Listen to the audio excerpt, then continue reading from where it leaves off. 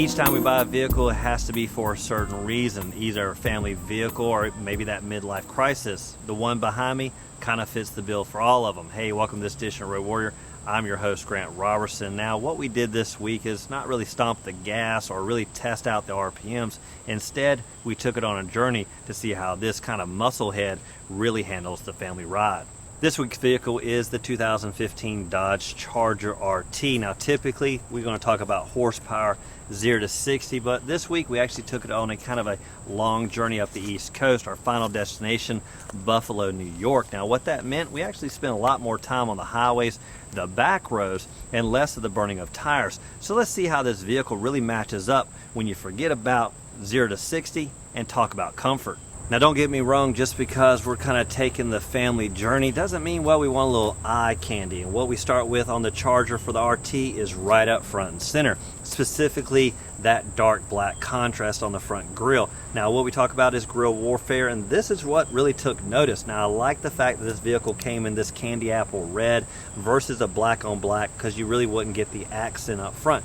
Now, what's really great with 2015 is that kind of rope styling around the front headlights. Give you kind of a U shape and really sets it off, because especially those are daytime running lights and people see those menacing at them when you're behind the wheel.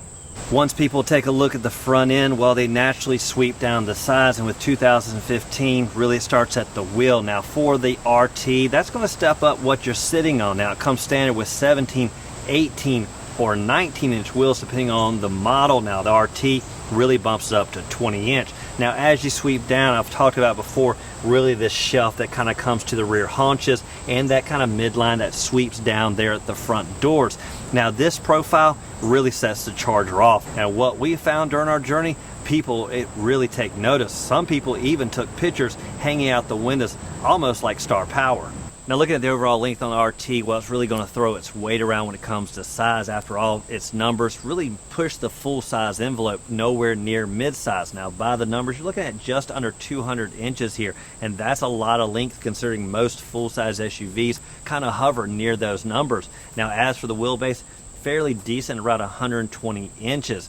Now, what I like is the fact that all those numbers combined give you a lot of interior volume, plus a great trunk, which is going to come together when you're taking a 2,000-mile journey like we did. Now, some other numbers to think about is the ground clearance. This is snug in the road, just under 5 inches, and kind of keeping low and giving that sports demeanor you expect. Now, last numbers, of course, is the width, just over 6 feet, height just under 5. Once you get past the looks of the vehicle, it really comes down to the workability of it, what you're going to do with it. Now, in everyday traffic, how much can we go 0 to 60? Not a lot. So that's the purpose of this test drive. Really, 2,000 miles. Did it work me? Was it comfortable? Well, and I think this vehicle did quite well. Now, it all starts to me with the ease of ingress and the smart key systems. We see this across the board regardless of dollar amount. Now, it all comes together here at the trunk, really making life easier. Now, the way it works is you pretty much come up here, and if you don't look too hard, there's going to be a button. Now, we'll pretty much press that, and this is going to rise to the occasion. Now, where the trunk comes into play on a long journey is plenty of cargo space, and the one thing I like is the fact that this will hold golf clubs with ease. Now, we had tons of luggage deep into the cavern. This is going to be about a 16 cubic foot trunk. Now, what's even better, the little niche on the side where the club heads will go. You kind of tuck the club heads into that corner, then the rest of the bag will come across. This can easily hold 2 or 3 with ease, maybe even 4.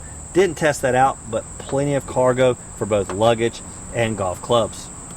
Since we're talking about the enjoyment of driving and not necessarily 0 to 60, let's talk about the audio system, because it starts back here. Now, what we have is the Beats sound system, and it really starts with this huge subwoofer back here delivering that deep bass. Now, some other fundamentals is, of course, under the cargo floor.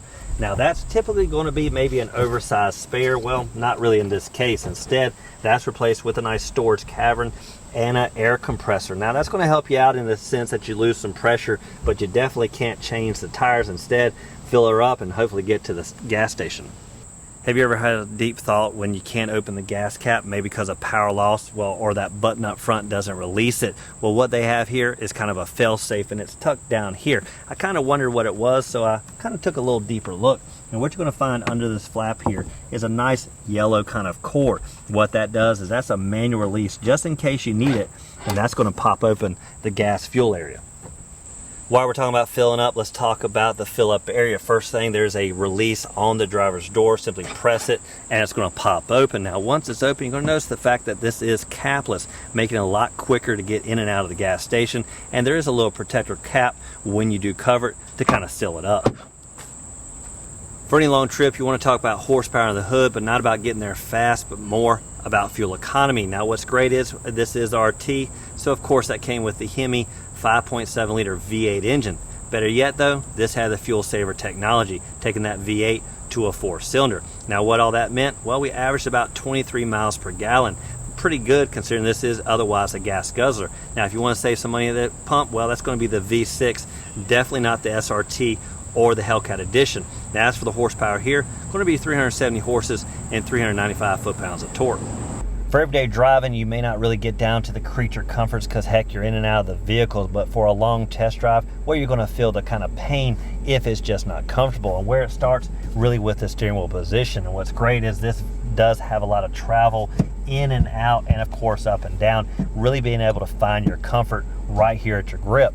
Second is the seating position. Now this is powered seat and lumbar support here for the driver, really dialing in your comfort, and I found that I was able to find it real easy and hit the road.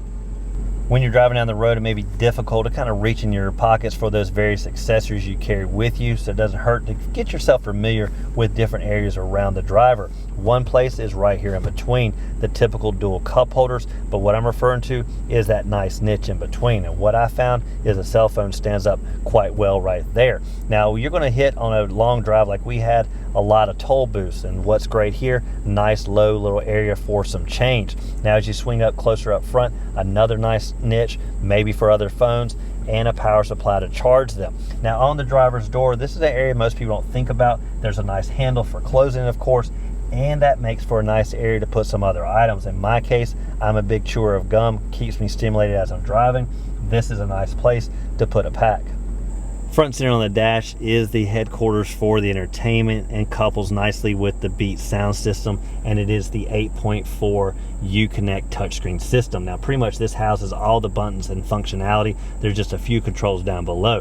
Now what you want to get used to is the navigation down here at the bottom, really selecting what you want to see on the screen, plus the various sources here just for the radio. Now you find that you have plenty of sources here for the media. We Bluetooth quite regularly with our phone, and even the controls for heating up the seats. Now climate is a nice setting, gives you a lot of visibility for what you're setting and really dialing in your comfort as you're going down the road. Now navigation, really they figured out quite well here on this system. One thing I wish they would do is allow you to set the navigation as you're going down the road. A lot of devices have a warning. You can override it, tell them it's the passenger setting, and then you can set it. This vehicle, you must pull over, then set in your destination and set the course. Now better yet is way over here. Now this is where you find the Wi-Fi hotspot. Now this is great because of course our phones can get on the internet, but not a lot of iPads and other devices. So this is going to enable those devices to connect to the car. On the steering wheel, you're going to find a lot of buttons for function. First of all being the cruise control, and you'll kind of see those 3 blank spots down below. Now that's for adaptive cruise control that this vehicle didn't come with, but otherwise had the cruise easy to set. Now on the other side is of course for the phone, and you'll see those 4 various arrows. Now what that does is coordinate with the center display here between the gauges. Now what you'll see right now is the speedometer that we usually use, but otherwise you can kind of scroll through the various settings like for tire pressure and other up-to-date information, especially on the fuel economy. Now if you rather go old school, of course there's the analog tach on the left and an analog speed on the right.